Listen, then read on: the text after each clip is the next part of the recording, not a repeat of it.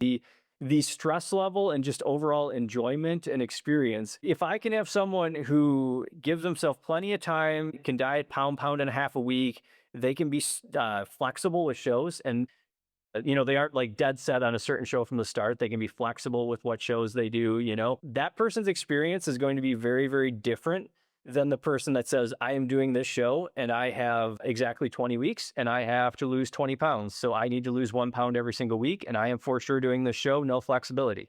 No, that is the one.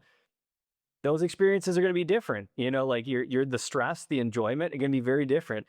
The person who's got to lose a pound a week every week, no extra weeks, no leeway on shows. You hit a plateau or two along the way. You might be 12 weeks out with 15 pounds to lose. And now we're not losing a pound a week. Now we're losing more.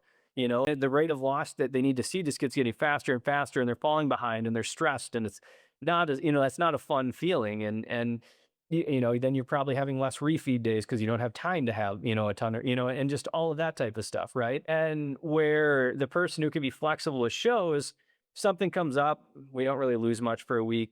That's fine. We'll just get back on track. We don't need to adjust. We don't need to push harder. We'll keep going.